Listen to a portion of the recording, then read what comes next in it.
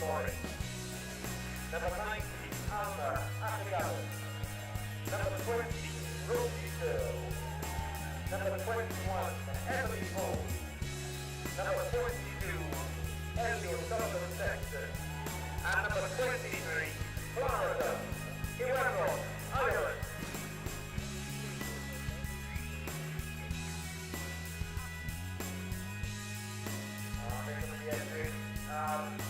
Let's take a look at Kiwi. Number 1, Stella Orange. Number 2, Molly Waiting. Number 3, Ella Jones. Number 4, Robin Davis. Number 5, Debbie Carey. Number 6, Brad Metcalf, fantastic. Number 7, Lockie, Burberry Later. Number 8, Buena Monkey. Number 9, John Jones. Number 10, Alice Hughes. Number 11, Tia Jason. Number 12, Freya Bell. Number 13, Simon Fiction Power. Number 14, Sarah Singleton. Number 15, Hannah Lee.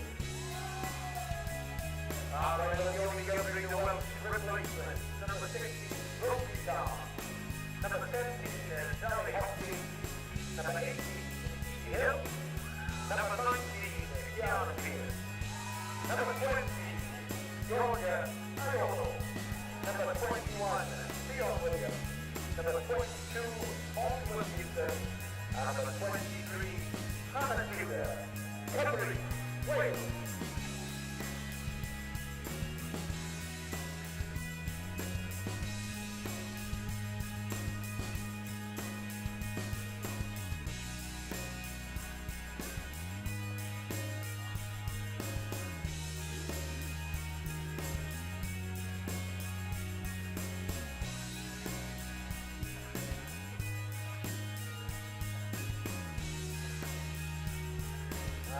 The last in today's match officials, referee from Scotland, Mary Pringle, assisted by Alex Dora and Jack Davis.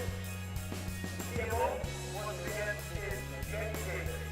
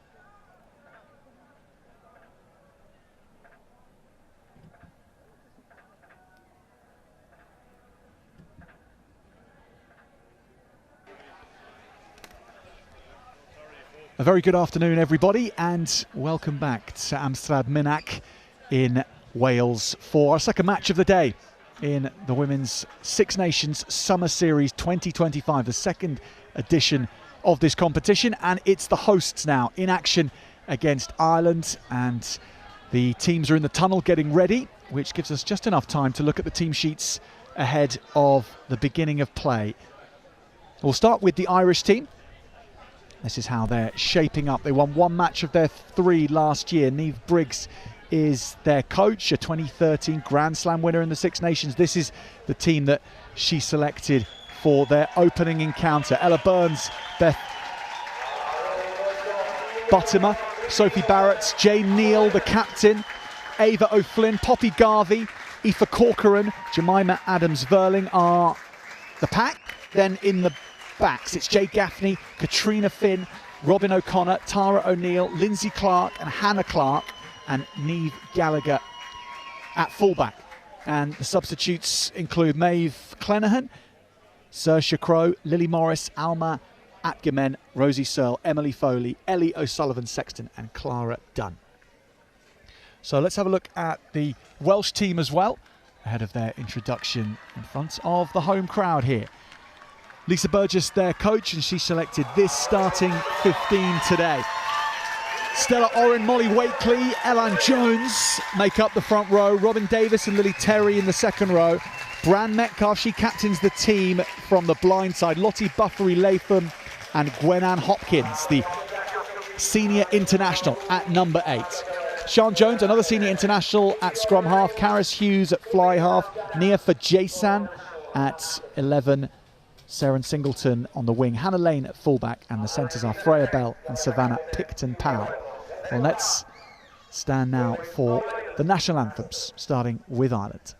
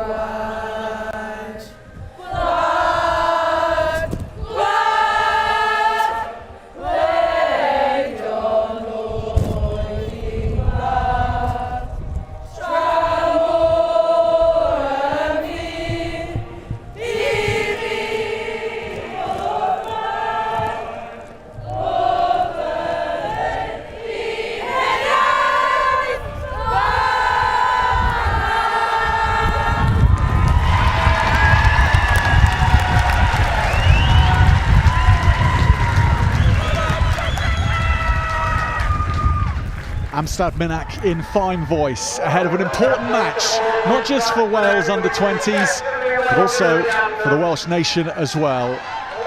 Wales men's team losing again this morning in Japan. Why not this afternoon on home soil? The women's under-20s can set the record straight. They didn't win last year on the Summer Series. Ireland only won one of their 3. So both these teams looking to lay down a marker for 2025. This Welsh team bolstered by some important inclusions. At number 8 of Gwenanne Hopkins and at number 9 Sian Jones, 2 senior internationals in 2 important positions at 9 and number 8. The fly half who will kick us off is Karis Hughes. And Wales get ready.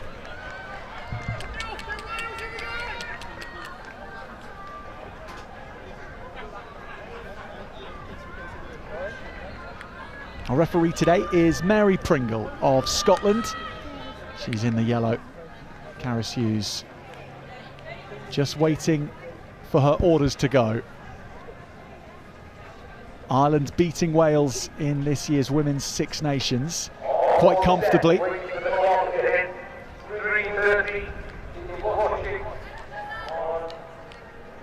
Can the under-20s turn the tables on that result? So the conditions on this Saturday afternoon are looking pretty perfect for running rugby. The rain of this morning has gone away and the sun almost peeking out from behind the clouds. And for in this first half at least, the wind at the back of the home nation Wales. And Caris Hughes gets us underway in Amstrad Minack, and it's an excellent angled beginning from the Welsh fly half. Difficult one for Ireland to take, and they don't deal with it well. This is a fantastic set-piece opportunity for Wales from the off. Amber Reid, welcome to the commentary. Grantry, it's great to have your company here. Yeah, excited for game number 2 of the day, and that is a perfect example of how you use those conditions. It doesn't look like it on the screen, but there is a wind blowing and it is behind the Welsh backs, and you can see that kick-off fly down. And Wales have spoiled Beth Buttimer's first line out of the day, but they'll get it back, the Irish. And they look to make more space available for their exit. Good first carry off the side of the ruck from the Irish forwards, and that is kick to touch, not all that far from Ireland's fly half, Katrina Finn today. She's partnering Jade Gaffney at number 9. Early tester for the Irish. Your first throw, you don't want to be under your pressure on your 5-metre line, but they dealt with it well. Not got too much distance, but again, it's an opportunity for them to reset on their 22. To the middle of the line-out they go. Good pace to the beginning of this match, and off the back of the line-out, hard carrying from the inside centre for Wales, Freya Bell on the charge, and then her centre partner does likewise, Picton Powell. Sian Jones switches the play. This is the number 8, Gwen-Ann Hopkins, so influential in this under-20s jersey you sense, having scored against the Irish senior national side on her international debut earlier this season after coming off the bench.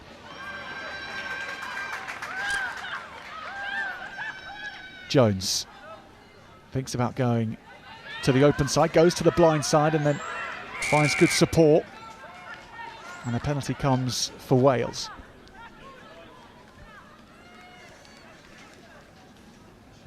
Kept asking questions of that Irish defence, Amber, and they get another shot, this time on their own terms from the set piece. Yeah, it's a great start to the game. Opening 2 minutes for the Welsh team. Lovely kick-off. That sustained pressure, not giving away any penalties for an easy out, making the Irish play, and they've been rewarded now for a 5-metre line out on their own terms, like you say. Molly Wakely to throw in, and she finds her jumper well, right in the middle. Wales initially hit with the counter maul by Ireland, but they spin it in, and burrowing her head in there is Wakely, and lending all types of support to the weight of that maul that it's taken down. Reach, but a good take from Bell. And she seals the ball off. Jones.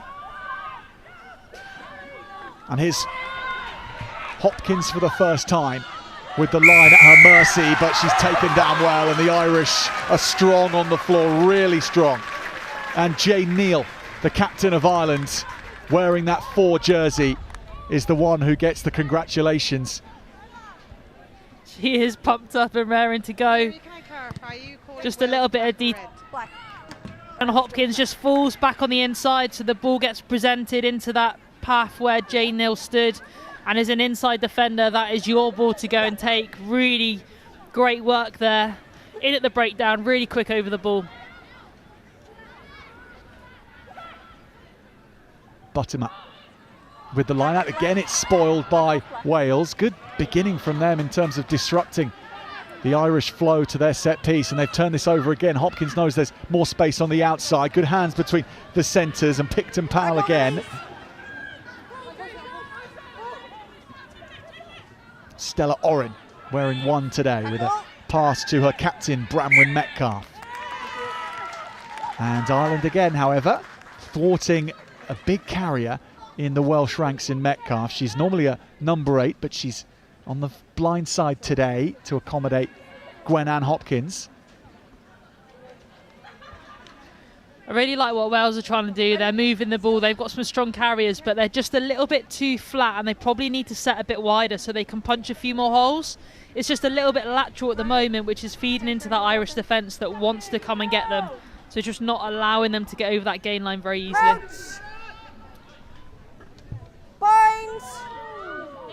Gaffney to feed the scrum. And hold.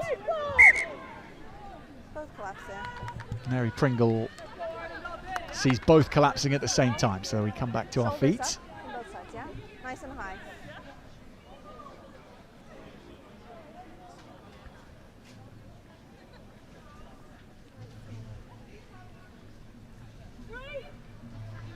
Ireland with the solitary win in the summer series last year. That came against Scotland. Crouch. Bind. Set.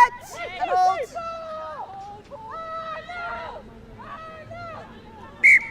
These two didn't actually face each other last year. Just 3 rounds for each nation, so despite all 6 nations being represented in this summer series, they don't face each other. They don't face every one of their opponents, just a selection.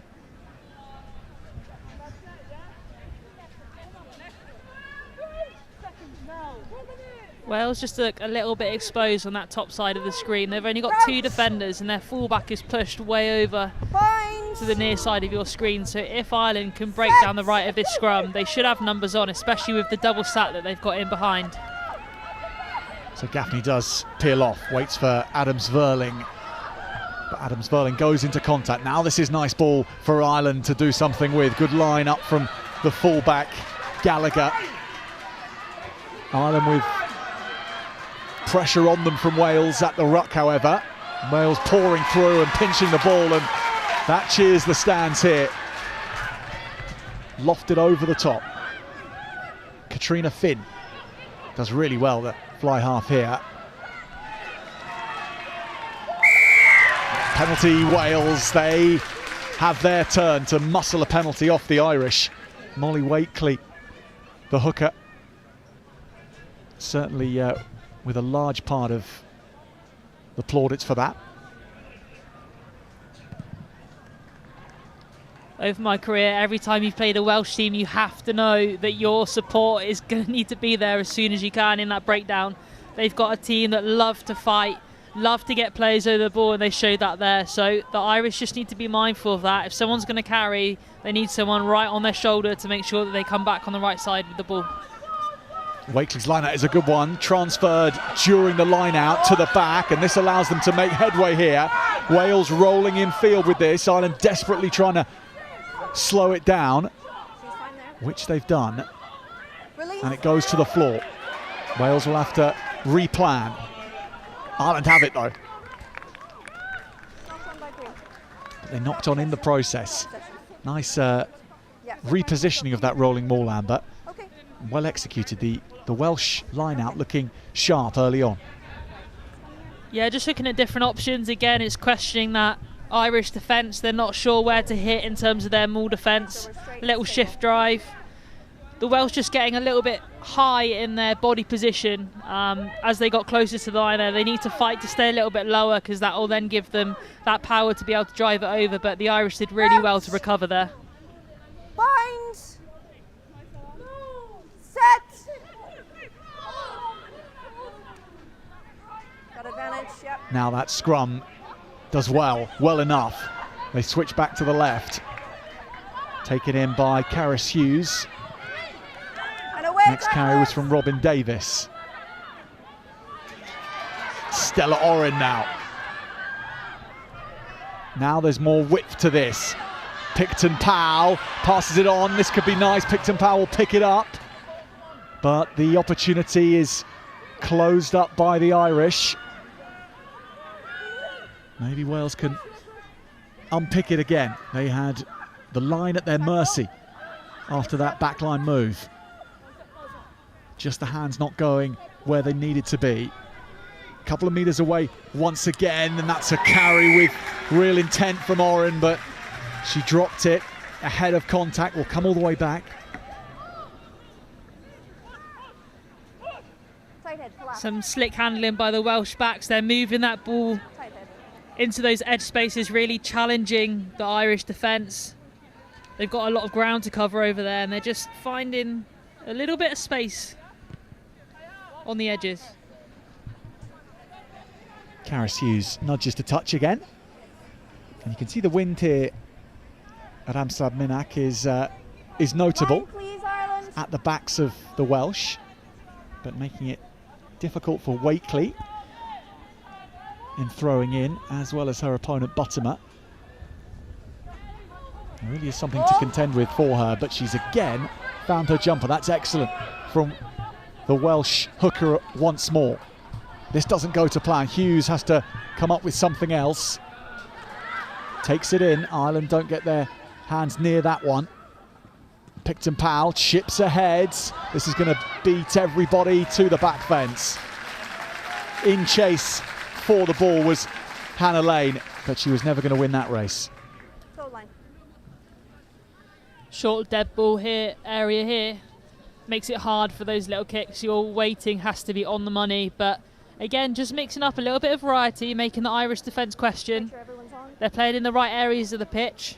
They're building that pressure, keeping Ireland in their own half, so they won't mind that too much.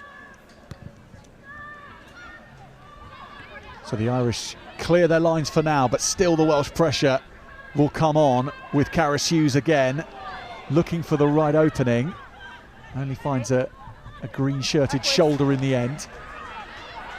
Oren secures the ball, but then she's now lost it on the floor. And both sides, Amber, are ferociously competing for the ball when there's that chance.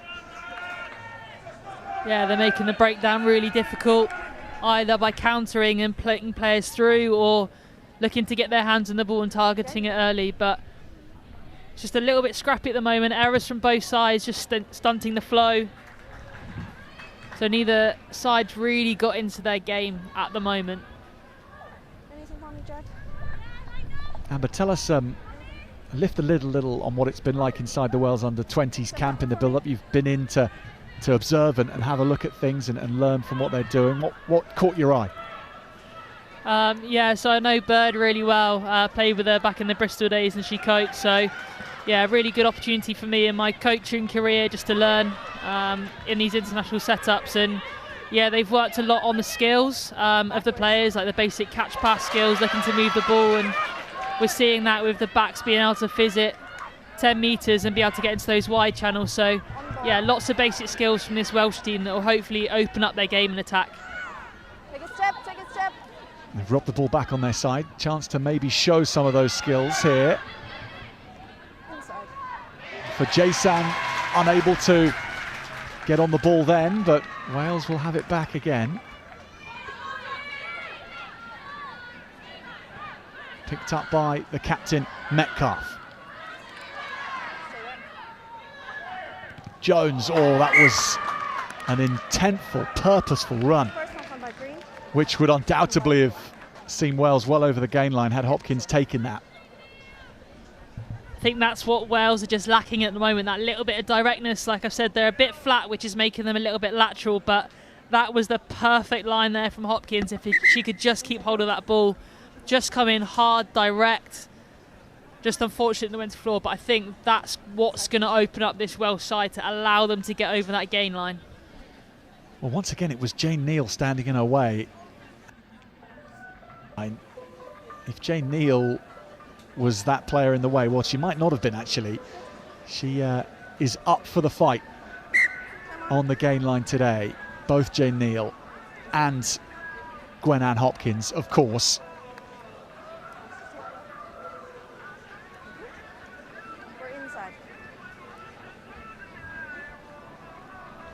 Captain's beginning from Ireland's Jane Neal.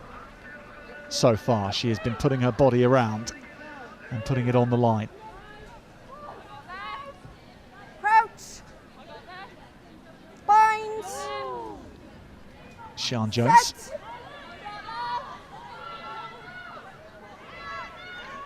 Hopkins picks it up but just doesn't take it with her. It's not gone forwards. Now it has, says the referee. Initially, she said play on.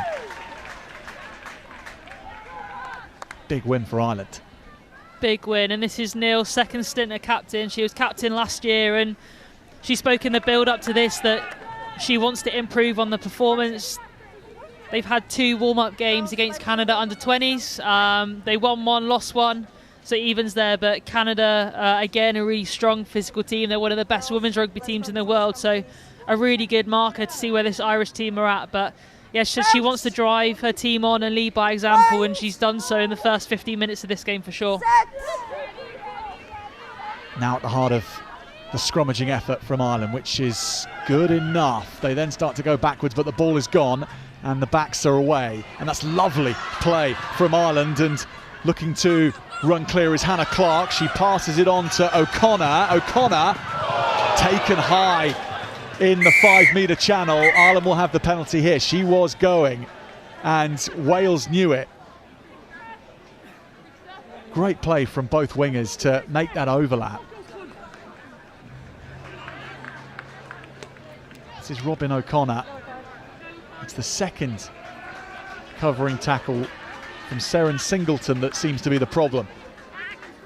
Yeah, just let her get off first. Or maybe Freya Bell, who's had the talking to. In fact, she has, and she's off for a yellow card.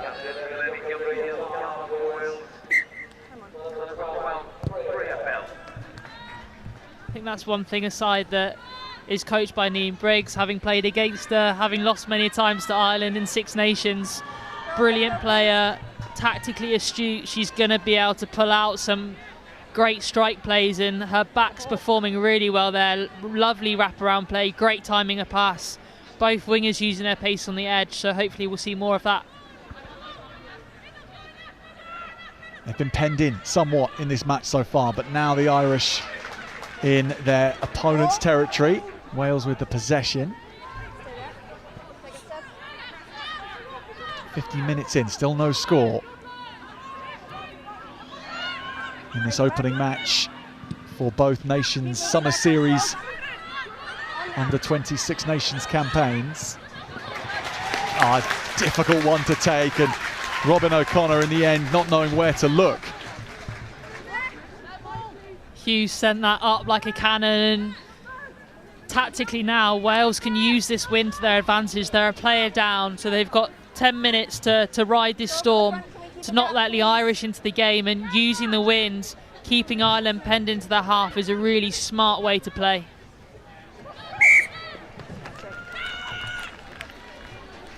What's the received wisdom around losing a player in the early stages of a match, Amber, when you're still trying to set the tone for your own team?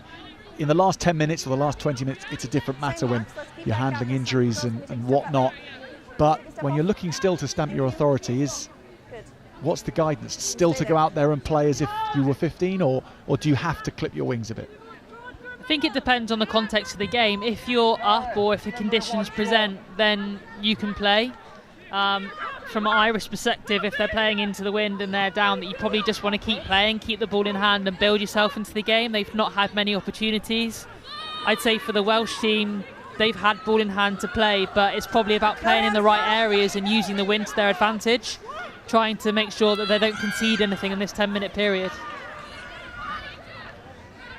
There's Neil going low into contact and being taken low as well. Finn lands that one just before the touchline. They can put pressure on the Welsh set piece from here.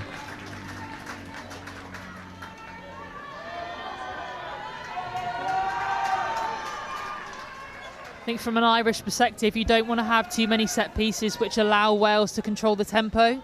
You've got 8 minutes left on this yellow card to try and build a score, to make the advantage of it. So I think kicking the ball away like that into touch, not gaining too much ground, I think is a bit of a wasted opportunity for this Irish side. Especially when this Welsh line-out is functioning so well. Hopkins takes it off the back. Picton Powell does well to keep her feet and fight for a few more metres. Jones Wakely, full of energy. Leave it now.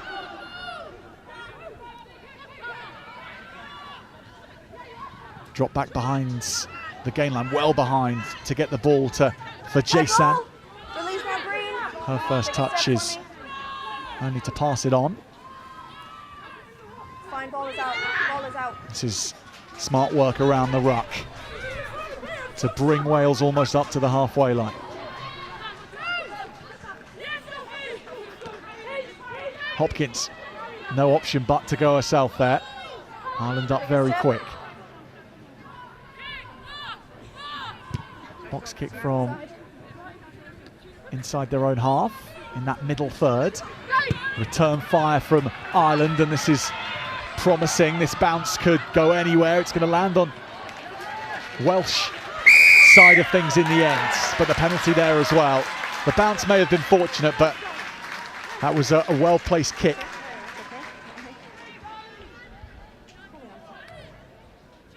I don't mind too much the decision by Sian Jones to box kick, but there has to be a better chase. It has to be communicated, especially with a box kick. You've got so much time to set up. It's not off the cuff, so your chasers need to be there, and Ireland fielded that ball and made 30 metres so easily, and now Wales have been punished and find themselves on the 5 metre. Take a step back for me. Yeah.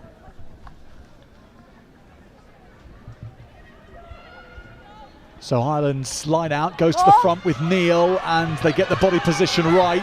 Is this the first score for the Irish? They are comfortably over, and they touch it down as well. Set piece excellence from the Irish for the first score in the match. Penalty count, flat 3. And the try scored by the tight end, Sophie Barrett.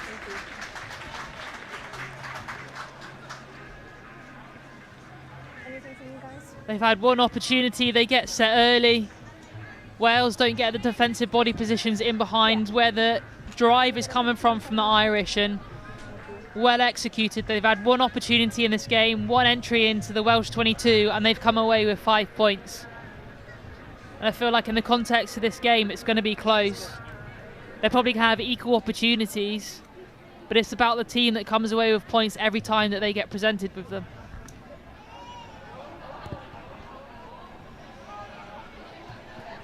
No points after for Katrina Finn, but Ireland with a 5-point lead over Wales.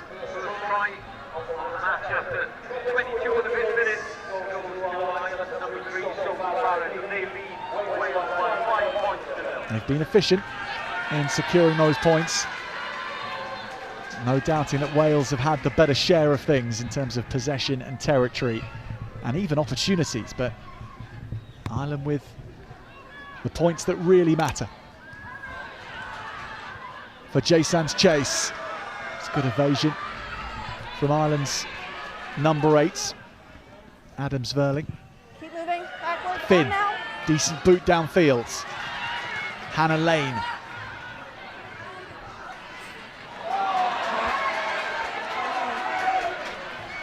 Two out now.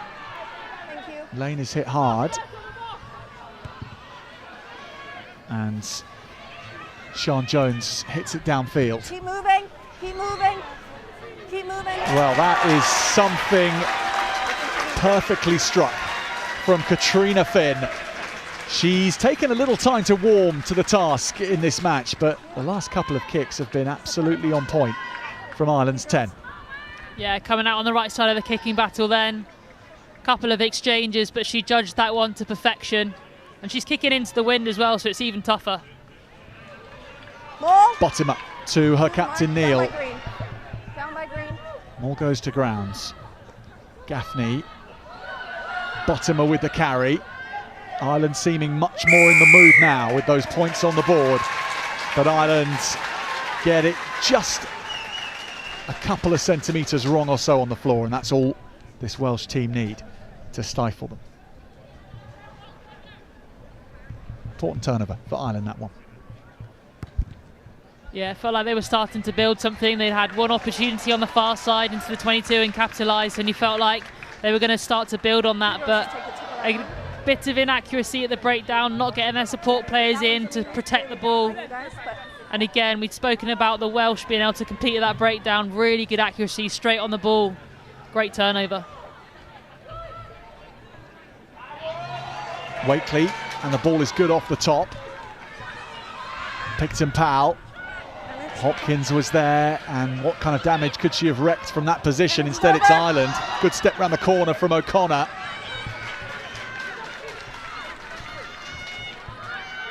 Gaffney. Her number 8, Adams Verling.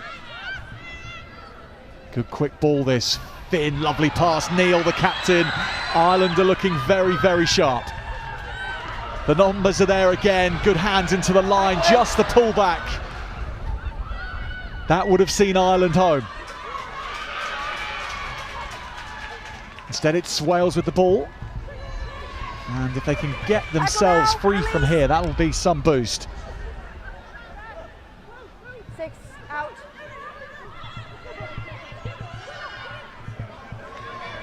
Don't choose to clear first off. They're going to be knocked over behind the try line. And that sees them give possession away and a 5-metre scrum. Lovely break by Neil there in the midfield and quick ball. They just almost ended up with too many players, the Irish, getting on top of each other. But again, lovely work from the breakdown by the Welsh. Just not being able to clear their line straight away. This Irish defence looks really well organised. They're coming in 2s and 3s and just not allowing the Welsh players to find the foothold and get back on the front foot.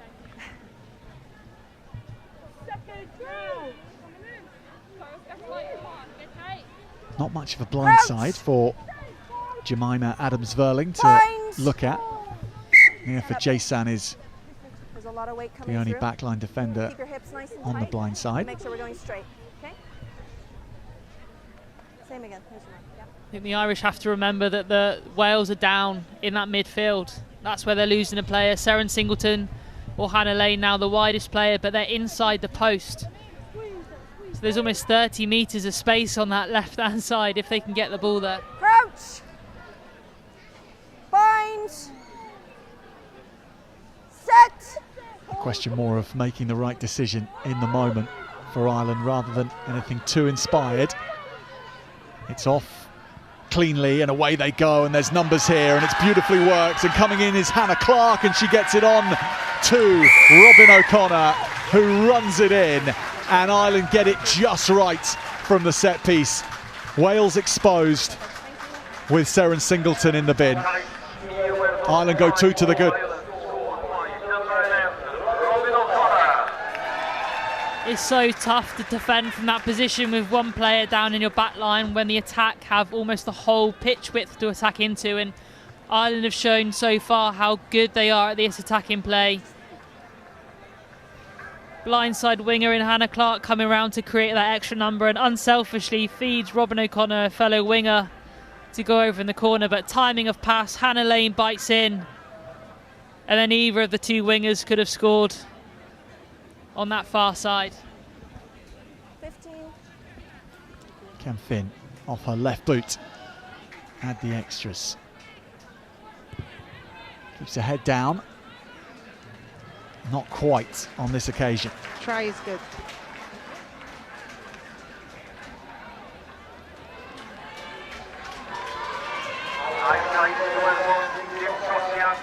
£10 to 0 to Ireland against Wales, knocking on the door of half an hour at Amstrad Minack.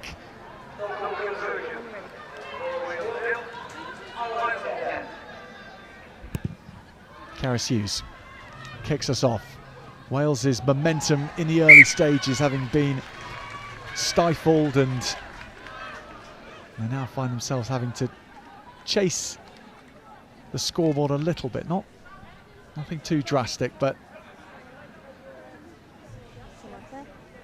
if they're not the team to score next, then they will be under a little bit of scoreboard pressure. And it's about reminding each other the opportunities that they created at the start of this game.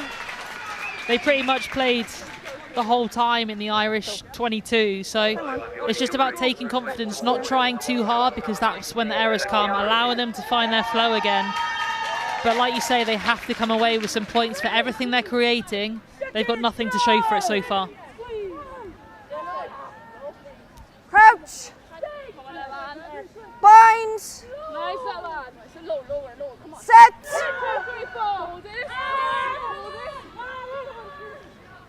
It's a good scrum from Wales. Jones to Hughes. Hughes gets it back again. Lane hit very hard, and then the ball goes to the turf. Singleton is back on, and she gets into the action immediately, offloading to Fajasan, who does really well, and then Metcalf wants it. And this is looking promising from Wales. Forwards taking the ball off the backs and then going to work again. Robin Davis in the second row with that last carry. Karis Hughes, she just felt it was going to open up for her. Took it to the line very late. Didn't pass it on. This is nice on the edge here from Wales. Back on the insides. And Picton Powell will run this one in. Wales strike back immediately. Savannah Picton Powell. The first score of their home summer series goes to the outside centre. Yeah, really lovely 1-2, great break down the edge, and Savannah Picton Powell just continues to run on that inside. She was player of the final when Cardiff Met beat Loughborough in the Bucks Super Rugby earlier on this year, but that's what Wales need to do. They just need to keep building that pressure, keep creating these opportunities, and then come away with chances. And she does her kicker a favour there by getting under the post to try and make this a 7-point score. It's the only time today we've seen a player taking that into consideration. As a fellow conversion taker or previous conversion taker, it's very much appreciated. So anyone watching, if you're running in, especially wingers, try and get as close to the post as you can, because it does make a difference. It does make a difference, but Karis Hughes can't convert it even from that angle. So unfortunately for Wales, it stays at 10 points to 5.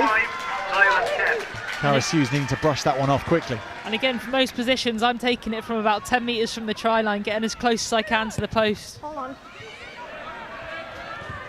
No, straight out. That went straight out from Wales, so they're now Just about here. inflicting Yeah. We're not set piece pressure from Ireland. Yeah, just here. Step that was fine. That's okay. It's certainly come alive now. 20 minutes before any points Black, were scored take in a this step to the left. contest. Stop. Take a step to the left and stay there. They will adjust their gap. Time on.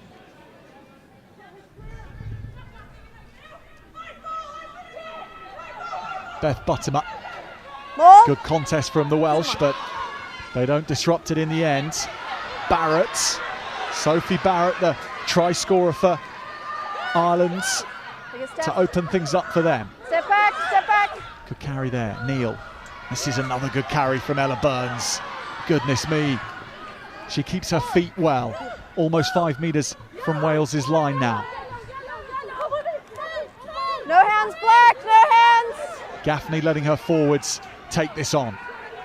And they, in the form of Ava O'Flynn, have gone really close On here. the line, on the line. Gaffney still wants the forwards to have a go because the momentum is with them. Wales, though, hold it up.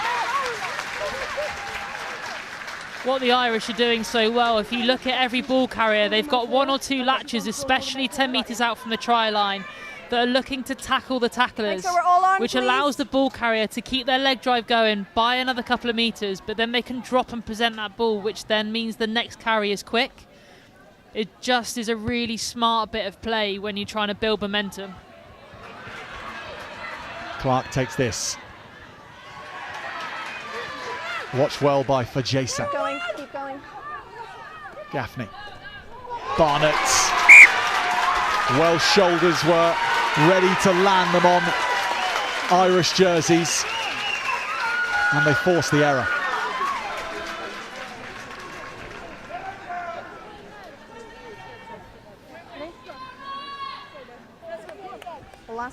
good. Keep it up. Big shot there by Kiara Pearce. Barrett's carried really well in this game so far, and she took a number on that occasion.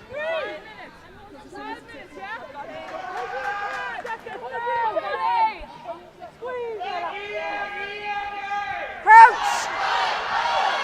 Binds! Set! It's both of you. Both of your elbows are down.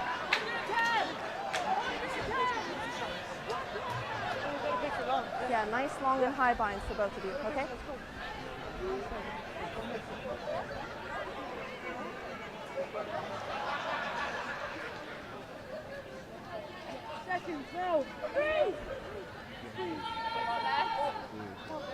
Crouch! There's Binds! all of the Irish players are up there. Just a fullback Sorry, what's going on her own. Niamh Gallagher's got a lot of space to cover, and Wales have the wind behind her. So if Hughes looks up, she has got plenty of corners to be able to pick if she wants to drive her team downfield.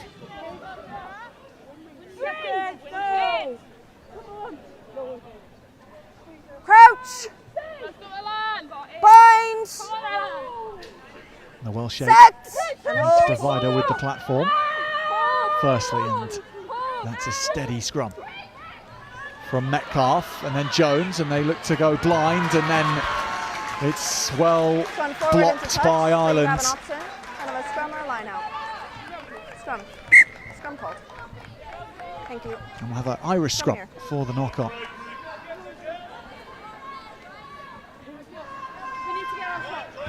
And Amber, where does that decision rank in terms of, is that something that you put down to teams wanting to play and to develop and keep it in hand, or even considering that, would you have been advising them to kick downfield, push those edges as there was space there? I think sometimes you look on the scoreboard, you're down, and you feel like you need to keep the ball in hand, but in the context of the game, we've spoken about the conditions. Wales have the wind behind them. We've seen how big a boot Hughes has and how much space there was. Sometimes you just need to turn the Irish because they haven't been able to exit their 22 that successfully so far. So again, it's an opportunity to build pressure. The last time Wales were in the Irish 22, they came away with a score. So it's about how can we get back downfield in the easiest way to then get our game flowing. If Ireland had dropped another player to that backfield, then there's space front line. That's when you want to run ball in hand. But if they're going to mark 5 players up and leave you with that space, that's what you have to take. Set!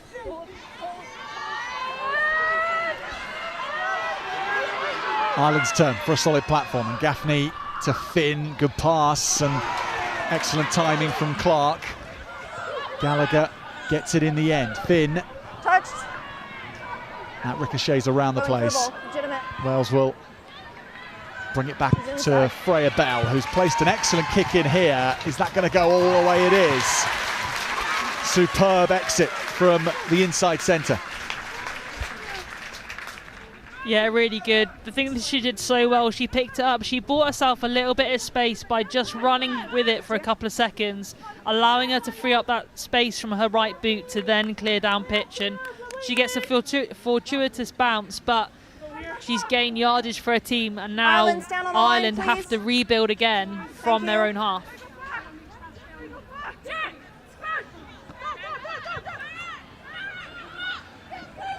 Good take from Finn, had to go really low. What a line this is as well, ripping right through Adams-Verling and then taking on the backfield defenders. Singleton goes back.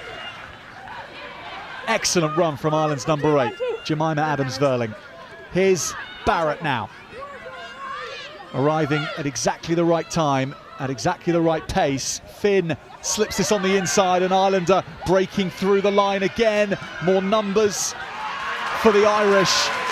For Jason has arrived at just the right time to land an important tackle and knock Ireland backwards, but there's still space here.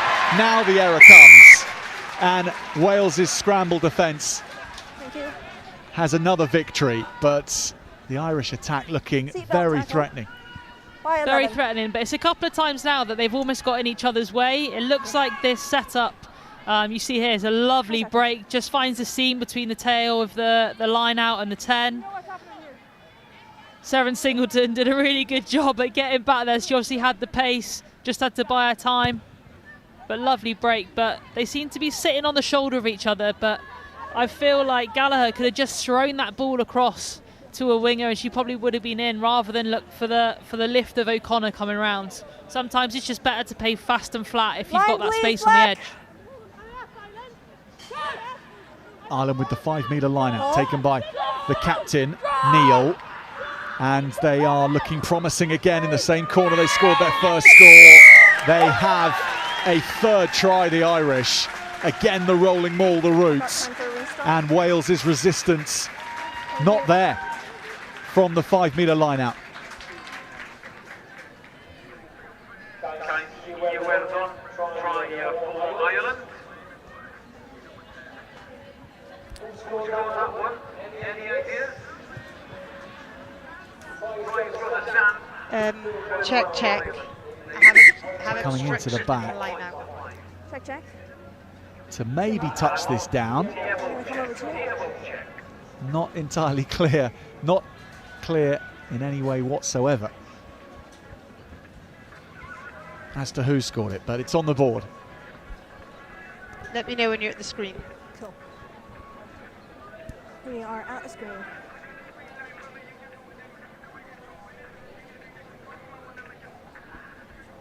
We do have TMO here. Okay, I'm going to show you the clips now. Can you look at the action of summer green series. 1? And right now Mary Pringle being asked to take a look.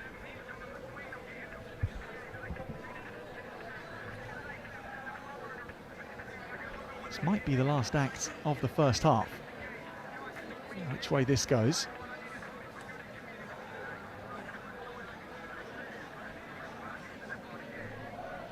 Do you want to see any more angles? Too much from this particular angle for ourselves.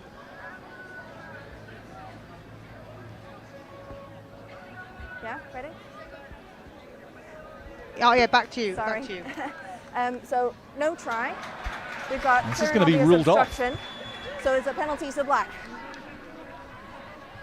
Yeah, penalty against you guys for obstruction. Obstruction from the Irish. So 5 points to 10, things will stay. Again, the eagle-eyed assistants and TMO ruling out a rolling maul effort. We saw that in the first match of the day between France and Italy.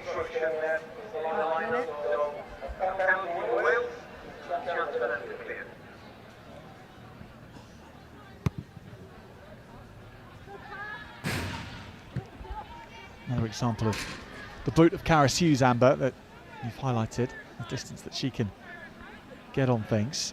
20 seconds to go. Thank you. The wind that was at the backs of the Welsh has dropped away, so second half the Irish won't have that advantage even after the change of ends. Yeah, and it's a good opportunity now for Wales to stamp their mark at the end of this first half, leave a really good impression going in. Picton Powell, the try scorer, needs support and has enough. Let's go. Just about to get the ball back. Tackle or carry Tackle, from Bell. Release her. Ireland though get it back. Tackle assist. Release. Release.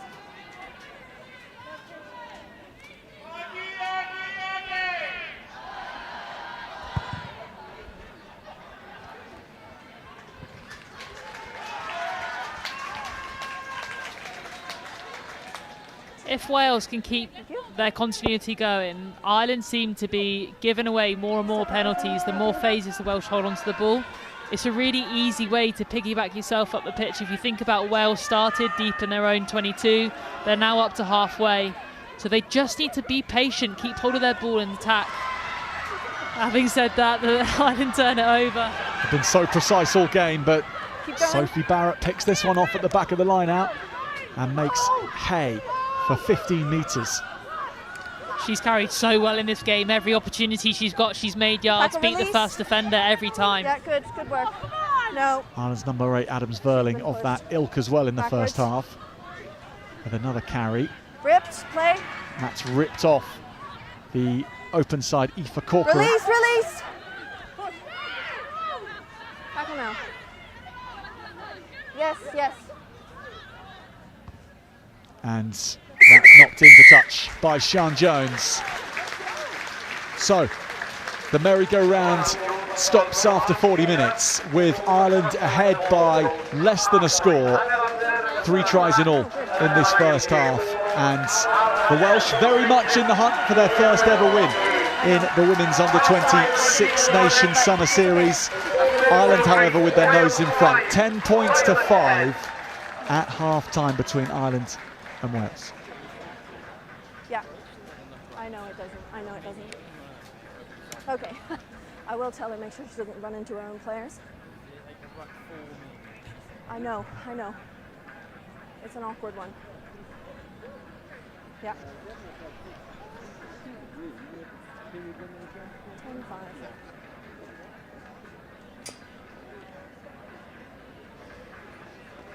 So, in a snapshot, this is how the first half played out, with Ireland scoring 2 of their 3 tries from a rolling maul. This was the first one, and it was put down by Sophie Barrett. Am I off? Am I off? That would be great. It again for their 3rd try of the match, but before then, this was an excellent score. Well worked through the backs while Seren Singleton was in the sin bin. Scored in the end by Robin O'Connor.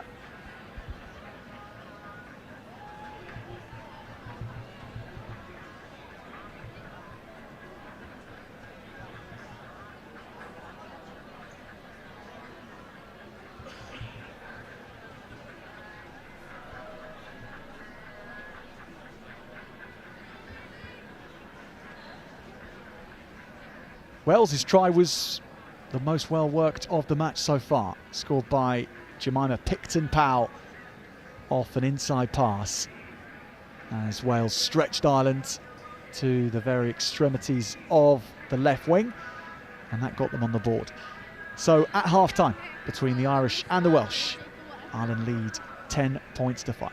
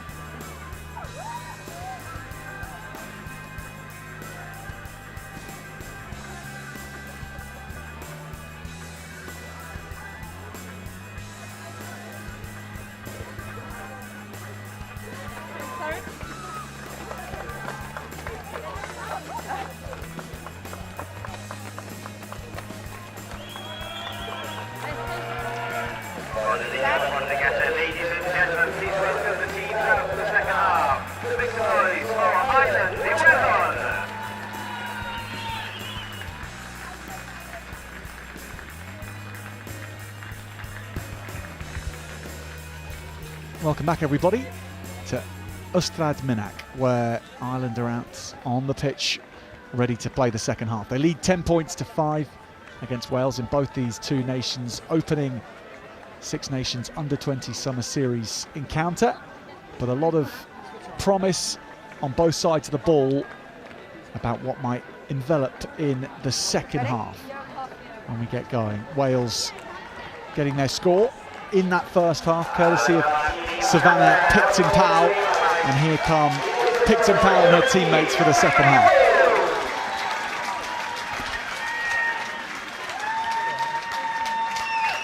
And presumably at half-time, no panic on either side, but what will have been the pointers for the Welsh team particularly to come out and work on in the second period? They could have had some really positive chats at half-time. I think both teams have had an opportunity to show their game.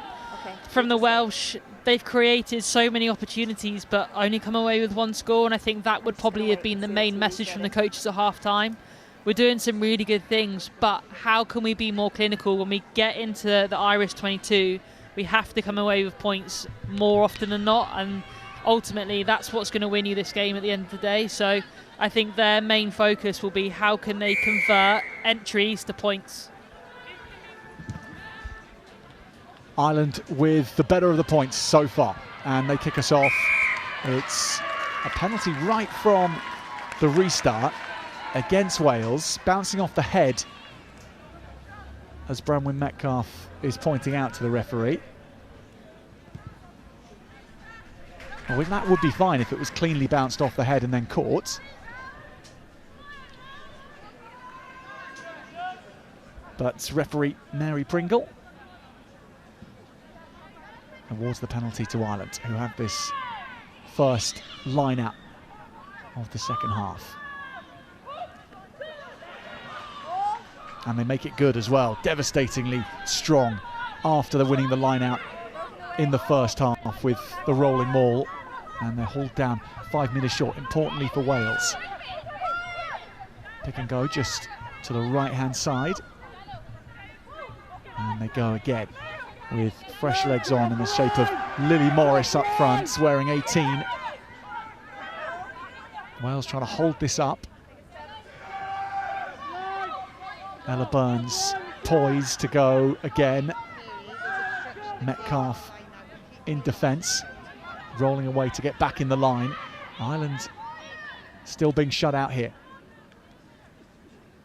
Now that's more meaningful, and they're over the line. Wales just about repel them. It's still here. And Gaffney, the scrum half, says to the forwards, do your thing, and we'll be here if needed, but it might not get to that. Try scored for Ireland. It's in the shape of number 8, Jemima Adams-Verling, off the back of a very good first half. But Mary Pringle, the referee, just having a conference with the TMO. Try is awarded, but they will have a look at it still. There is Adams-Verling. Let's have a look here to see whether there was a knock-on in the act of scoring. She certainly juggled with the ball to a degree after picking it up. Didn't seem to hit the floor, however.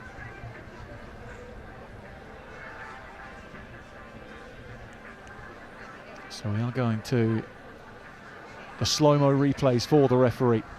Ireland denied by the TMO at the end of the first half, and the TMO running a very close eye over this at the start of the second. I think they also want to have a look at the line out as well, potentially another set of obstruction, the same as they're disallowed in the first half.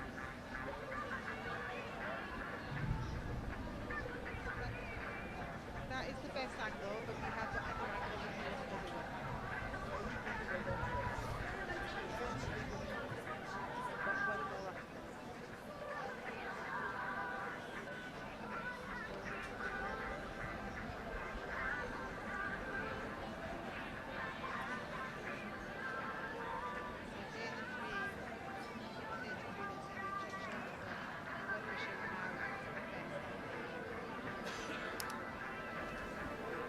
go for me. Jumper comes down, one steps in behind her. Clear obstruction. No try. Penalty to black on the 5. Agreed. 15, yeah, thank you. So no try. You've got obstruction at the line out. Yeah, obstruction at the line out, yeah. So they're Yeah, just I'll saying switch in. that as the jumper comes up and gets brought back down, the lifters who are on either side want to come in and plug quickly to maintain the integrity of your maul, but they're not allowed to slide around the back of the jumper to obstruct the defenders coming in to hit that jumper, because then they're in front of the ball carrier. That means it's obstruction. So those players sliding round just means that it's obstruction, and that's why the penalty's been given. So Wales again saved by the eagle-eyed officiating of the TMO. But Ireland's just getting it wrong again as well. Yeah, you girls stay there, set your gap.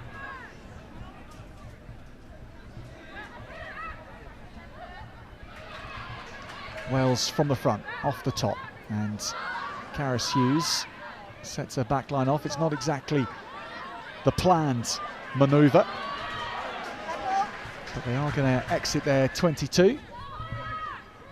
And then going at it again is Molly Wakely.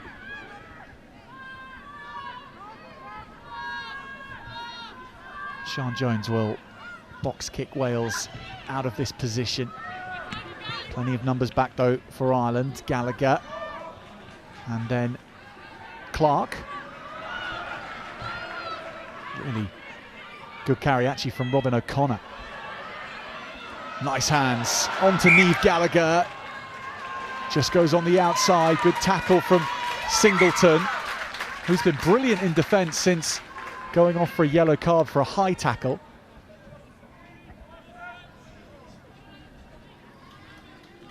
Lovely pickup, and that ball just across the face, allowing the edge player just to take that space, but unfortunately it was forward. But if Wales look up, there's opportunities to jump back down the blind side of this Irish defence. They're working super hard. They want to fold round the corner, and it's just leaving a few players. So if Wales look up, they're smart to reload. They can go back down that 15-metre channel, and I think they'll find some easy yards rather than trying to run into the brick wall at the moment, which is the Irish defence, who is set in the middle of the park.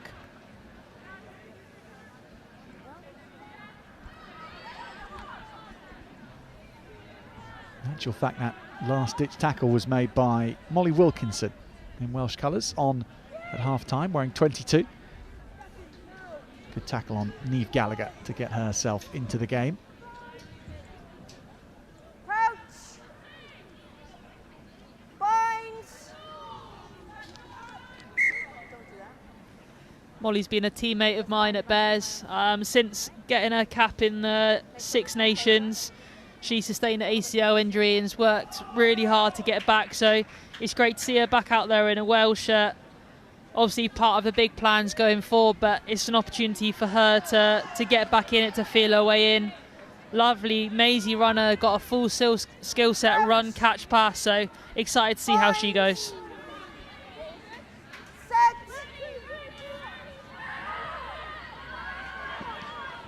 Jones steps off the back, gets it from Metcalf. Here's Caris Hughes, and Picton Powell was picked on by the Irish defence. Plenty of movement behind the ball, but nothing confusing the Irish defenders. Here is Gwen-Anne Hopkins. Jones, good box kick, has to bounce. Niamh Gallagher under pressure. That was Singleton making her presence felt. Hughes puts this into a lot of space. There's chasers here, for Jason is the first to get there. Gallagher's done really nicely to keep it alive though, and bring in Hannah Clark. Gaffney, that's lovely hands onto Buttimer, who ran the straightest of lines. Girls, keep moving back. Katrina Finn, Backwards. Wilkinson here on the ball. Keep going. Chases her own kick. Finn, a lot of time to think about things. And she's put that behind. That was a spot and a half, wasn't it? To see the space behind Seren Singleton there. Yeah, she's found that space over the top, but I think from a Welsh perspective, you probably don't want to get into a kick battle when Ireland are dropping 4 players to that backfield. Win the race to halfway, get your team back on the front foot and build into the game. That they've showed that they can keep hold of the ball. Ireland showed that they'll give away penalties if you keep hold of the ball against them. So just build yourself back into the game. Wales' line-out is again a good one. They really have held up and shown great form at that particular set piece. Ireland, of course, are going to get the penalty out of this, but Yeah, on the 15. We'll just wait for her. Yeah, thank you.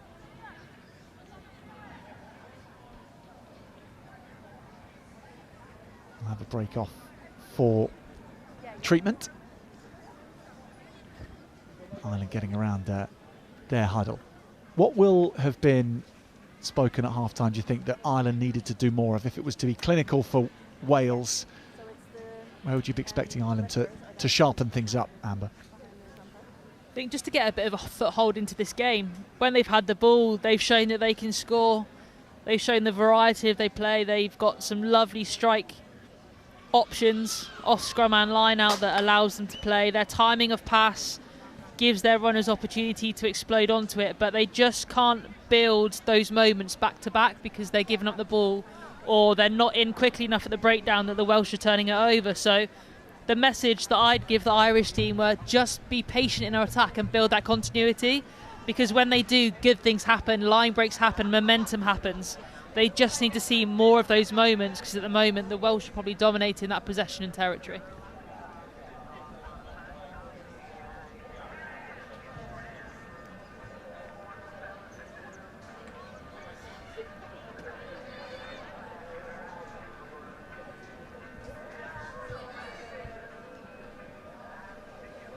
We've seen a couple of kicking exchanges as well. We saw some exchanges in the earlier match of France-Italy. We've seen some in this. And from a tactical perspective, if you want to get in a kick battle, you have to be kicking on your terms. We saw a kick from Gallagher, which she sliced off the outside of her boot because she's caught it and she's under pressure. Probably not the right moment to kick. We saw Finn kick in the first half. On her own terms, she comes out with a 50-22. So yes, there's that kick battle. Yes, if we feel like we're under pressure, we need to relieve it. That might be not the right opportunity. You need to wait for your moment and kick on your terms. Ireland secure the line out. Only needed a half jump to do it. Gaffney thinking about taking it for the backs. And she does here. Feeds it into inside centre. O'Neill, who's really close. Gaffney again to the open side. Corcoran. Aoife Corcoran wrestling for extra metres. One of them might see her over the line. Forwards are there in numbers. Finally looking for this third try for the Irish. Their third attempt at it. Is this one going to stick? They're wedged up against the post.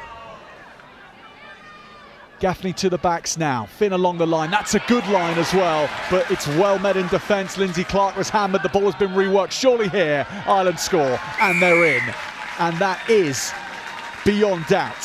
Hannah Clark touches it down. Good work from the outside backs to make sure.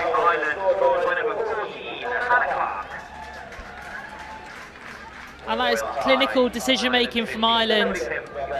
Great set piece again, great platform. The backs, I'm waving up in the commentary box, the backs are so much space out there, they called for it at the right time. Fantastic Welsh defence to repel the run of Clark. But one person ruck strong over the ball, and just quick hands will always beat a folding D who have to chase across, and really good skill execution, didn't panic. And Clark goes over in the corner.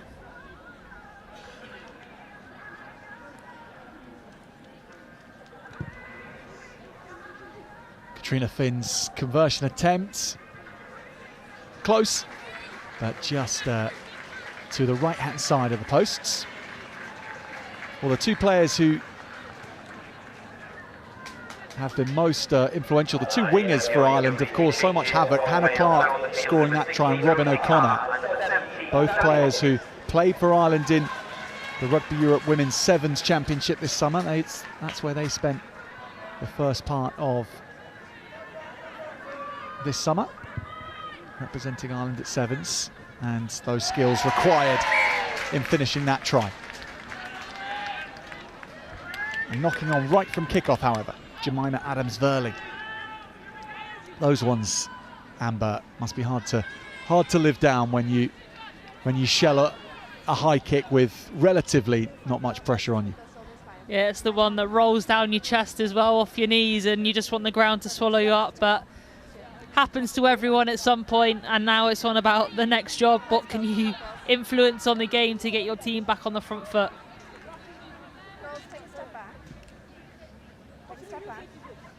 This crowd is a little bit more forgiving than some places that I've played at. Notably, the Shed is probably up there. I was going to ask you to name and shame. Yeah, that makes a lot of sense. Passionate Gloucester crowd, I'm going to say. No one they'd like to see drop a ball more than a Bristolian, perhaps, as well. Yes.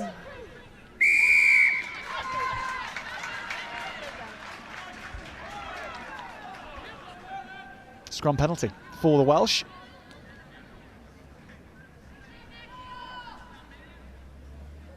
Caris Hughes looks straight to touch. And this field position, all from that dropped catch from the restart.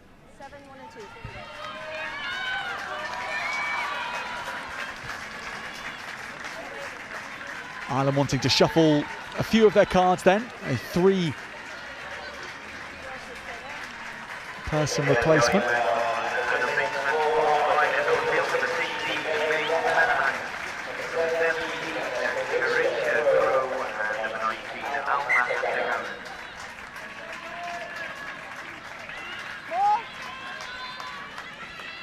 Wales secure the line out. Ireland really closing off any momentum though at all. Done really well, the Irish, to slow that down. Good hands, lovely line. Wales goes so close. For Jason, picks up and drives hard. The winger. Next phase is here. Wales looking for their second score to throw them right back into the contest. A metre away now. Are they held up?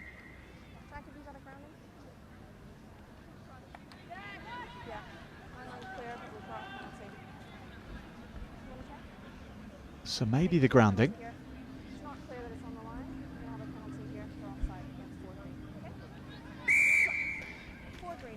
They'll have to go again, Wales, from the penalty.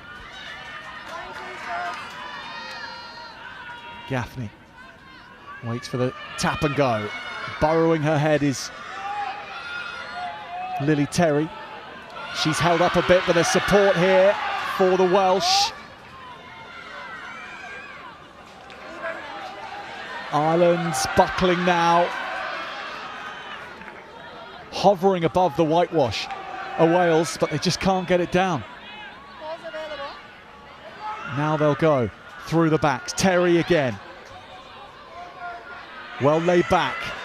Hughes spins this along. Picton Powell, good hands, and out to Singleton, who'll dive in. Superbly worked by the Welsh backs. And they do cross in the corner. After all that hard work up front, they hit back instantly after Ireland went 10 points ahead. And it felt like it was a moment. They had an opportunity and they really needed to come away with points. You can tell the difference. The Welsh players carrying just one out off the ruck, not really gaining much momentum, but they pulled the trigger, they've gone wide, and the timing of pass, lovely flat pass, simple hands. Molly Wilkinson there on the edge, lovely fix and give for the last defender, put Seren Singleton away. So the forwards not making many inroads, but the backs making the most of the opportunity. Caris Hughes to try and make this even better.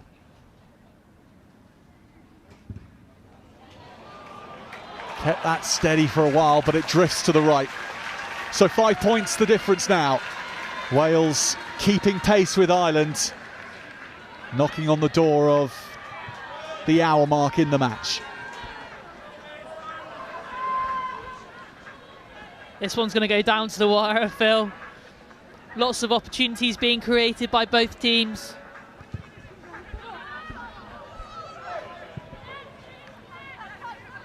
Picton Powell. And those centres and the outside backs for Wales creating quite a lot of havoc when they get the chance. Picton Powell and Bell together. And then Singleton, Wilkinson. And for Jason as well, who was involved early on in that move before the penalty was won. She hasn't seen much of the ball with ball in hand, so she went looking for it. You don't see many more pick and goes by a winger on the 5 metre line, that's for sure, but she kept hold of the ball, did her job for her team. And that's a lovely exit by Savannah Picton Powell to get her team back up to halfway. Neil just about gets it back. Offside against the Welsh. And number 5, I think it was, Lily Terry.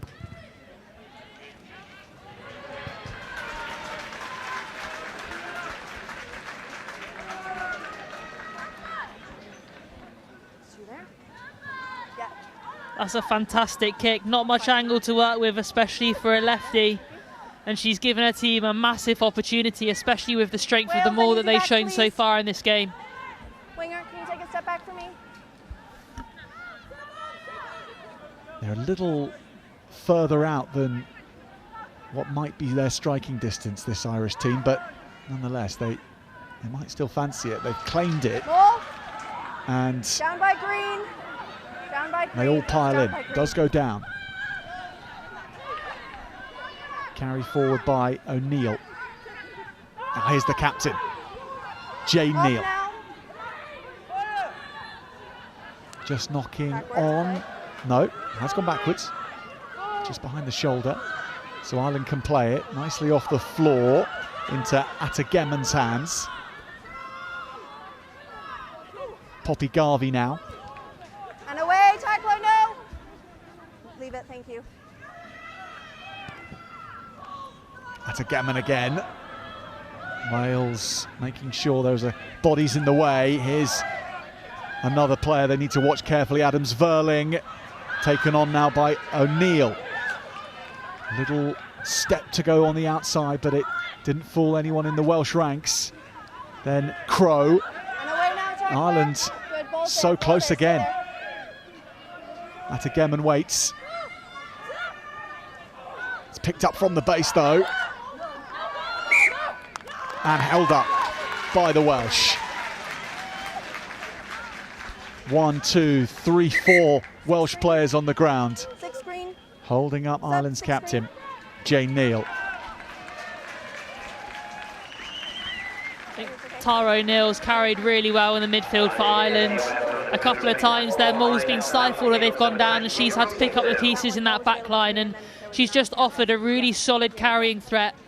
Allow her team to get back on the front foot, allow the forwards to get off the floor and just give her team that secondary platform to play off. So I think the yards she's made have been pretty hard. She's had to fight for a lot of contact, but she's doing a fantastic job.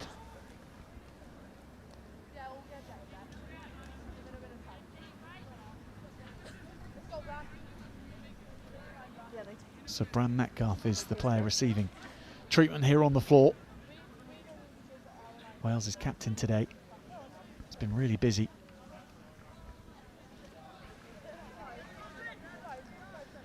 Spoke about the aspirations of these players, and they'll all want to go on and get capped for their senior sides.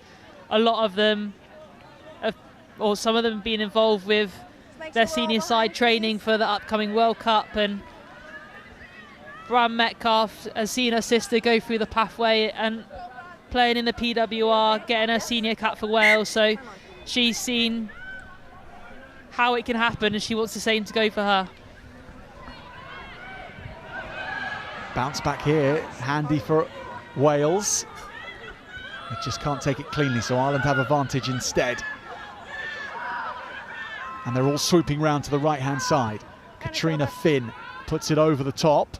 Meant to be something for Hannah Clark to chase, and she did give a good chase. But the ball beats everyone. I love that as an option. I just think the execution was slightly off. Hughes wasn't pushing too far across. She was still quite shallow in that backfield, so the opportunity was there. That kick from Finn just needed to go a little bit flatter to her winger to regather rather than find the turf, but nice little option. And Ireland's going to get another chance here. Right off the back fence goes Niamh Gallagher. Off now. With a decent run up. Adam Zverling. Finn. Atagaman, oh, she's escaped the clutches here. Passing on nicely to O'Flynn. Aoife O'Flynn. Ireland once again so close. Surely they'll score again. The amount of times they've been at this position and denied by Wales. Doesn't happen this time. They seal the deal at the third attempt in this particular attack. They get over the whitewash and once again put a bit of daylight between themselves and Wales. And Jemima Adams-Verling is the woman that's done it.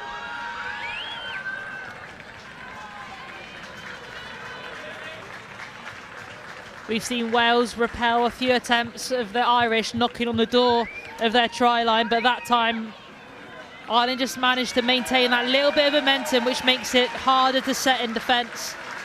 You see Wales are really comfortable when the ball gets slowed down, but that time Adams-Verling, I think she's had a fantastic game, carried really well, run some fantastic lines, and has a nice easy finish there, but really smart, just going low.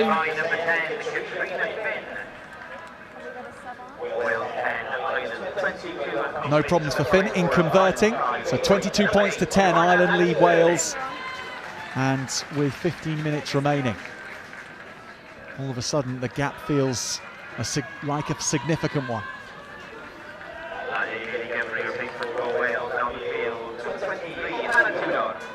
Well, sad to see Picton Powell hobbling off the park. One of Wales's brightest attacking players today, but she's had to say goodbye. And coming on instead is Hannah Tudor. Ireland meanwhile on the ball again. Oh, interception was on, didn't quite land. Ireland might make Wales pay for it. And here's O'Connor, Robin O'Connor. Does keep herself alive so well after contact. Adams-Verling, 2 tries today. Still looking to be busy. And this woman as well, Jane Neal. Coming round the corner. Aoife O'Flynn.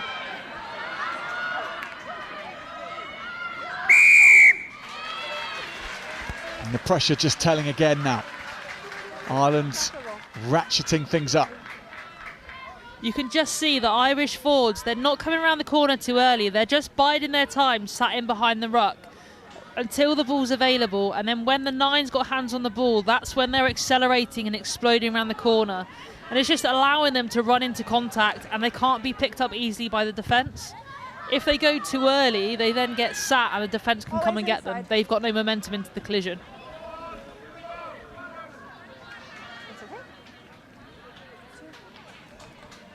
Ireland, can I get numbers now, please?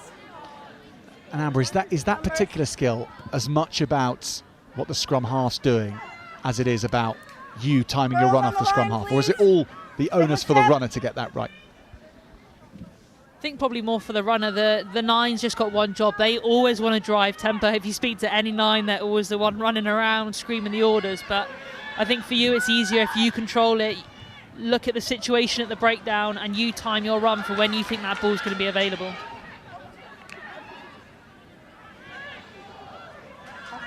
Well, Wales recovering this, and Singleton gets it away. Release now, Black, release. But Ireland have Stay on. spirited it back on their side. You're fine. Atagaman, again, really nicely offloads and finds Take a step back. Ava Ross. O'Flynn. O'Sullivan Sexton, one of the 5 Wolfhounds players Back up, in this release. team. She's on and wearing 22. That's a good tackle. Hammering into Gaffney.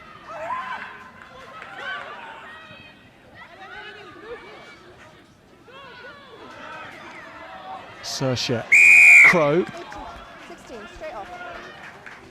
with that last charge, and penalty given by Wales. Rosie Carr, the guilty party. Yeah, it's unfortunate there. Rosie, really strong position over that ball, but just her body angle gives it away that she's probably not supporting her own body weight. She goes low, but she just has to drop her weight from the hips to be able to maintain her own body weight and keep stable. If your hips are too high and your shoulders are low, that's always a bad picture for the referee, and you're probably going to get pinged for it. So it's just about playing the game. There was no real pressure. Really great decision to go over the ball. She just needs to get lower by bending knees and hips. Paints a really good picture.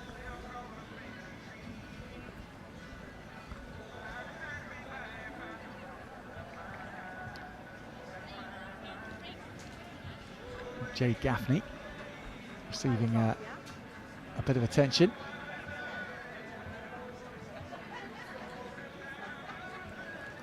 Amber, how often do players in their career play at what you would class as 100% fitness? Is that extremely rare? Me personally, in my playing career, probably extremely rare. Hopefully for these guys, they're a little bit younger, so recovery's a little bit better, feeling a bit fresher earlier in their rugby journey, so hopefully more often than not. But I think the way the game's going now, the support that players have, the knowledge that players have about eating right, sleeping right, fueling right, all helps you get to that point where you feel like you're 100% and ready to go. 16 off feet. During a tournament, obviously training load goes down as well, which is going to help. But I think the nature of this physical game, there's always going to be bumps and bruises that you're going to have to carry through and look after and manage. So towards the back end of your career, for the slightly older players, 100% is very rare. But yeah, for these guys, the knowledge, the input that they get in, hopefully that'll be a bit better for them later on down the line. Yeah. I think it's so great to see now, like coming in, we had under 18 TG, we had under 20, and then that jumped into England A and seniors. But for these guys to play in a series like this against other nations, the support that these players have, the pathways that these players have now is so exciting. And like for me, I'm like, Jack, it's incredible to see, and also the Celtic competition, which a lot of these players, there's 31 players out of 2 matchday squads who have played against each other at high level rugby. And again, these opportunities weren't around 10, 12 years ago. So the game is massively moving in the right direction. And it's great to see that it's not just at club level, but it's also on the international stage as well. And we get tournaments like this so they can go out, put on their country's jersey and showcase their talents. Do you think the Celtic Challenge is going to be able to rival the PWR in time as a league that's high quality, that's a destination for players who want to play at that international level? Can it compete it with the PWR, say in 5 years' time or 10 years' time? I think it's the amount of finances that can go in to entice the top level international players to go and play in their home nations. The setup has to be good enough for them to want to go back. Obviously the PWR clubs have had substantial financial backing for a number of years now, so the setup and what the clubs can offer is probably far and above the Celtic at the moment. But to be able to push and bring those international stars back, they have to bridge the gap between the two. It'll be interesting to see and follow it over the coming years. Maeve Clenaghan trying to land that one in the middle of the line-out, but it goes a little too long. They still have it though, Ireland, and Jane Neal still has the bit between her teeth, which she really set her stall out for early on in this match and has never relented. And Atta Garman has made such a difference since coming off the bench, also in the second row. Another good carry from her. Finn. That's nice from O'Sullivan-Sexton. Cutting back to keep the ball alive was Clark. And now Clenaghan again. They seem to be keeping quite a lot of structure to their game, this Irish team. But Wales stop them at source on the floor.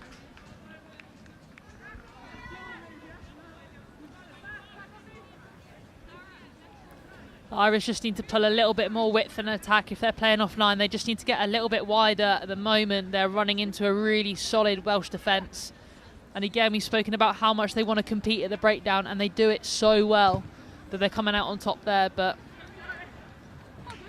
again, Wales just propelling Ireland, but they need to start creating opportunities and scoring fast.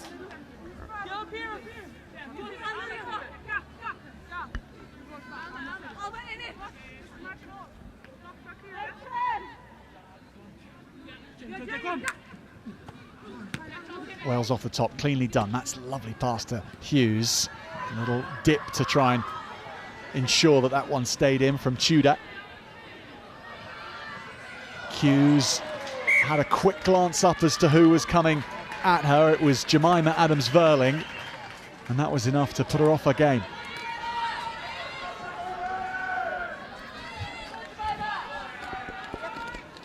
Wales have run the same set piece every single time. They've got a mix of backs and forwards spread across their back line. They're using their card runners on the edge, but they're just so flat that they're not carrying any momentum into that collision, so it's not sticking any defenders. The Irish are super comfortable at just reading the picture, drifting off, and then moving. You have to attack the line at pace to make a defender think that you're going to get the ball or not.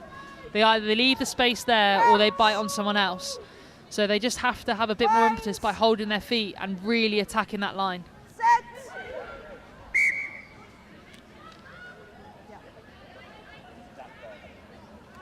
We've got no real ground. A little bit of distance, okay? Let's try and keep it up.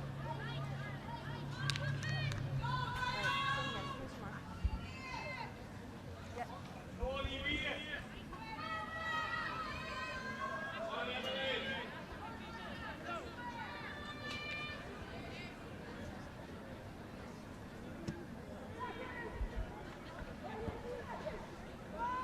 So there may well be quite a lot more than just 4 minutes remaining in this match as we have it on our clock. With the stoppages that we had, it's all about referee Mary Pringle's stopwatch, and we may have 10 or more minutes left to go still. So there is a lot of time potentially for Wales. And they'll be boosted by that. Scrum in the middle of the park and a chance to go either open or blind with equal menace.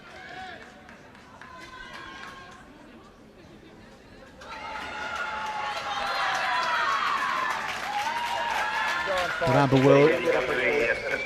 we will start to think about player of the match in a moment or two. But particularly who's caught your eye is the long list of who's caught your eye today.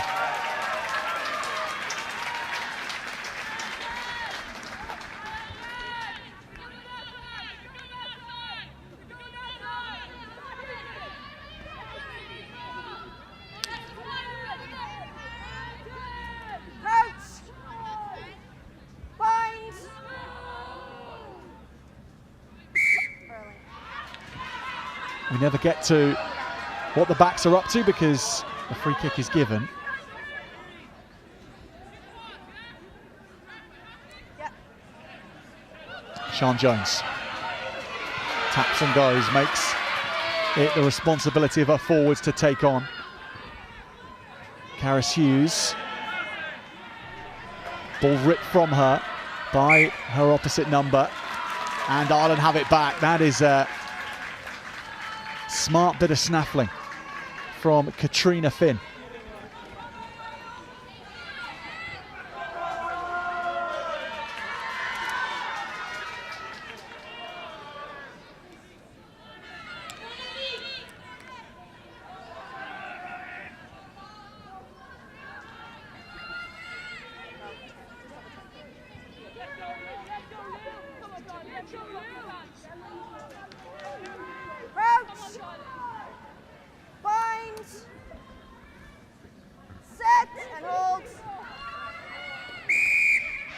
Emily Foley doesn't ever get the chance to put the ball in.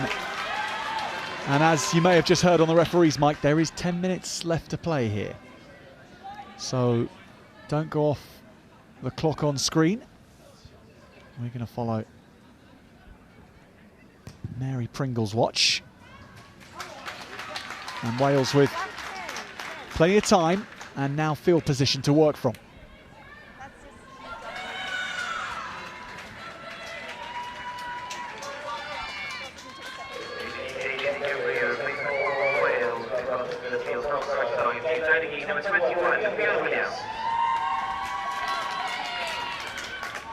So Rosie Carr's throw, taken down by Wales. Pearce took it off the back of the line out. Freya Bell on that carry, good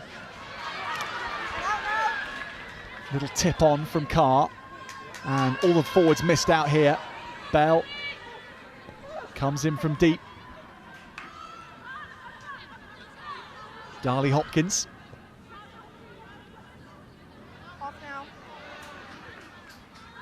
It's a good clear out from Wales. And running round the back is Wilkinson. Singleton for Jason, helps out. Seren Singleton busying herself again. 12 points down, but about 8 minutes remaining. This Welsh team. That's intercepted, however, and running away, offloading to O'Connor. Go Ireland. Emily Foley, the woman who made the interception. That's charged down now. Although there's time, every one of these chances that passes Wales by sees them run out of another avenue and a way back.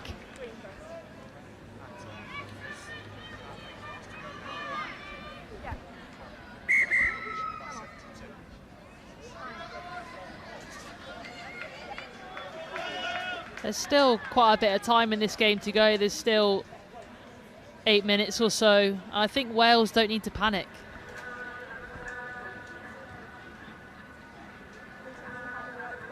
They just need to make sure that they get a bit more forward impetus. They're trying to go wide a little bit too early. They're not finding that space on the edge, and that's how they're ending up back over their shoulder because the balls are going to the floor. They just need their forwards to front up to carry hard to get a bit more gain line. As you're saying, about 8 minutes to go, and now we know that. Who might be on the shortlist for player of the match? I think looking probably at both sets of back row, Brad Metcalf has worked tirelessly. She's off now, but she's thrown herself around. Gara Pearce has come on early, number 19, made some big shots, some big game-changing moments. And then jumping across to the Irish, I think in the second row, Jane Neal, we spoke about her very early in this game. She's really led her team well. She's been really vocal. She's worked hard. But I think you can't look much further from Jemima Adams-Burling. She's made some great line breaks. Got her team on the front foot. She's got some crucial tries. She's had an all-round good game. Jones off the back of the scrum, and Singleton still looks as fresh as anything, the right winger for the Welsh. Big carry, almost up to the 22. Fionn Williams wearing 21. Wales with the knock on, and the first one was by them, so Irish scrum. Much better play by Wales though, really good carry off the line and then looking to punch middle rather than go wide too early, but just unfortunately that ball goes to the floor. But it's the right shapes that they got to make, but you feel like the next opportunity now they have to take something. 2 scores in it, still doable, but they have to make the most of their next chance.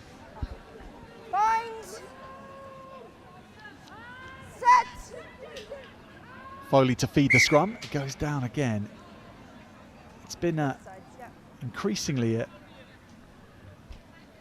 real sticking point, this scrum. in the second half. Seen plenty of resets and free kicks. No one's able to dominate. Let's hold our push, please. Yeah.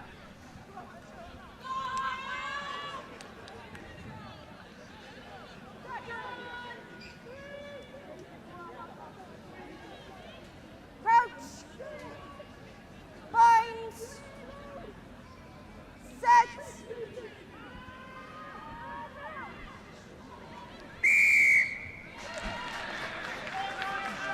Mary Pringle's patience runs out for Wales.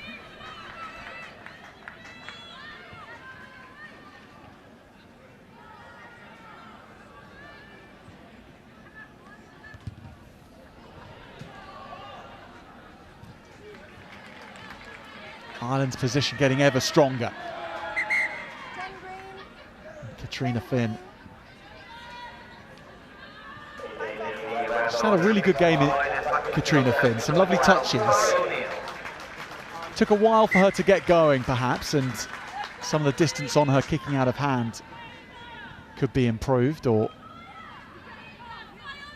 no doubt will be better in her next match, but she has played an excellent playmaker role for the Irish today. I think sometimes as a playmaker you kind of merge into the background of your team because you're doing a good job, because you're allowing everyone else to be the best versions of themselves. I think Finn's done that really well today. She's kicked well, she's won a few kicking battles, but she's managed to move her team around the park with a couple of touches of a bit of vision, some of the little kick passes over the top. So I'm excited to see how she goes in the next couple of games. Atta Garment. She's been great since she's come on as well. She's carried really well, looked to free her arms. Not gone shy either. She's got multiple touches on the ball. She's worked hard. Interception. Now can Wales make this pay? Fionn Williams made good 10 yards before she was hauled back. The next wave from Georgia Iono saw her not claim the ball, and the knock-on came. Well, that would have potentially set things up very interestingly indeed for the final 3 minutes. But Williams just could not outpace the Irish defence. Hannah Clark doing a really good job of getting back there. Great defensive read by Fionn Williams. Just didn't quite have the pace against Hannah Clark to make the most of it. But you thought that was going to be an opportunity for Wales to create a grandstand finish in this game. But these little lapses in play will definitely suit the Irish to run the rest of the clock down and just control the game.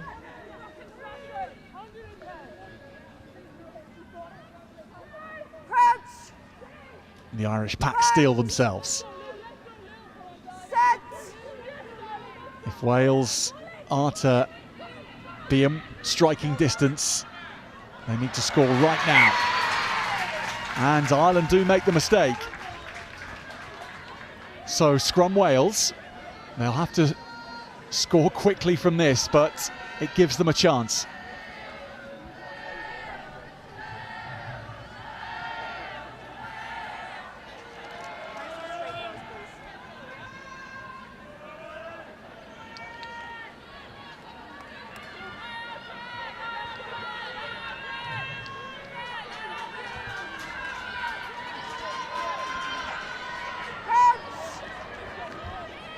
Everyone for Wales is standing on the open side. Jones goes to the inside centre channel. Freya Bell running very hard indeed, so hard that the ball is knocked on in contact, and maybe with it disappears Wales' last chance in this match. I think that's the story of Wales' game, creating loads of opportunities, but just the little errors that have kind of caused them to have to rebuild and to go again and to not come up with points. And if you look at the stats, entries into the 22, Wales would definitely be above Ireland on that. But the thing that Ireland have done so well is just be patient and composed when they've got into the Welsh 22 and come away with the points. And Wales, for all the opportunities that they've created, for all the sparks that they've managed, they just haven't come away with anything to show on that scoreboard. Foley does get it back on her side. Extra space sought by O'Sullivan-Sexton. And that is some kick, a monster from O'Sullivan-Sexton for Jason. Hasn't seen nearly enough of the ball for Wales's likings today. Does get the pass on to Seren Singleton. And they'll keep hammering away, this Welsh team. Next carry from Ciara Pearce. And that goes to the floor. Ireland don't manage to profit. And they are close now, this Irish team, to their first win of the Summer Series in 2025. They won just one of their 3 last year.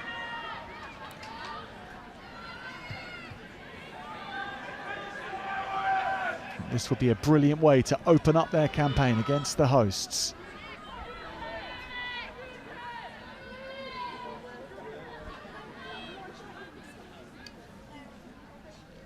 Crouch. Bind. Set. And hold. Foley.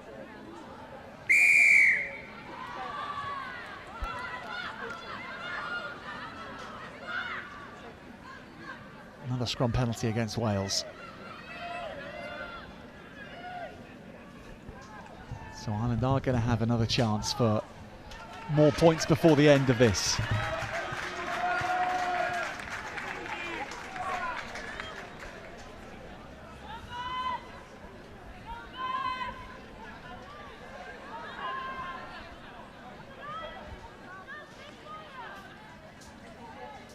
Maeve Clenaghan.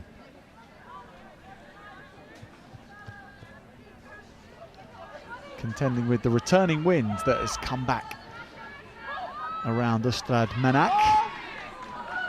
But she's found her jumper again. It's Jane Neal. She's been imperious in so many facets of the game, the Irish captain. She's dominated aerially at that set piece and got that maul moving. That's been really a real weapon for them. She's been vocal, she's led her team well. You can hear her coming through the ref mic at any opportunity. She's shown that passion and definitely someone that her team want to get behind. So yeah, I think she's led really well today and her performance has also been fantastic. She's going to end this match on the flank as well, Jane Neal, the captain. Locked forward, wears number 4, but she's on the other side of the scrum. To the one we're seeing right now. Is on the side of the scrum halves. Freya Bell can't take it cleanly. Ball is out. Wales a long way from Ireland's try line. Trying to fight a way through. And that's good footwork as well before contact, really. Good carry. Wales's George Iono. Down the floor here, this might be the finish that the Irish have been looking for. And they've come so close on many an occasion, but this time Ellie O'Sullivan-Sexton does have the footwork to control the ball and score. Ireland putting the cherry on top of this one. Yeah, poacher's try. Ireland have played extremely well. They've been clinical when it matters. Another error from Wales there and just puts a toe on it and has the gas to finish it off.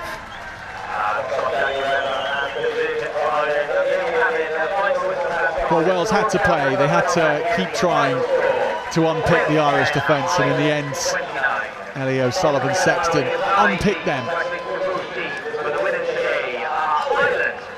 So the final whistle goes here in Wales, and it is the Irish who have defeated the hosts in their first match of the Summer Series. 27 points to 10.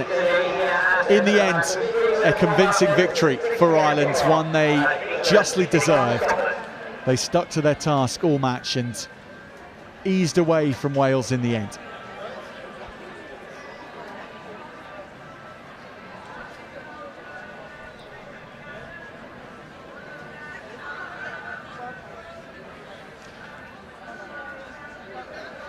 Five tries from Ireland, 2 from Wales in the end. Let's have a look at how this one played out.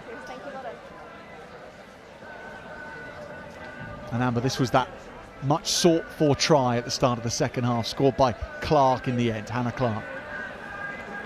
Yeah, it was just a really lovely bit of play, and Wales did so well to repel that initial attempt, but the forwards did the hard work, pulled in the Welsh defence, and just really simple execution. But that close to the try line, the pressure of the defence, you need to stay calm, you need to stay composed, and they did so. And then exactly the same, calm and composed, but from the Welsh this time. Forwards tried to batter the door down, but Irish got narrow. Welsh made the right call, moved it, and then they were so clinical. Lovely flat pass, and then just simple fix and give. Molly Wilkinson with the defining pass to set Seren Singleton over.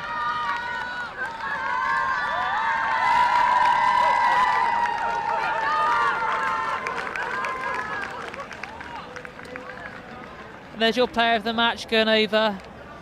Jemima Adams-Erling, strong game, carried well, but just feeding off the momentum that her forwards had created. Quick pick and go, no time for that Welsh defence to set. And that close to the try line, you're not going to stop her from there.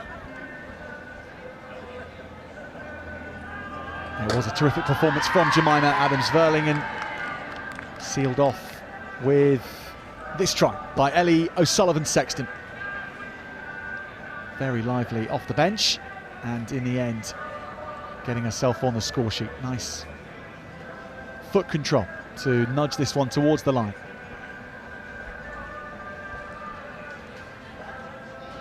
So Ireland win against Wales in the second match of the day after France beat Italy 46-5 earlier on.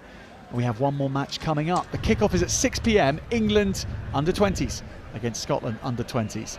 So we hope to have your company for that. Our coverage will pick up just around about 10 minutes before 6 p.m. So we'll see you then.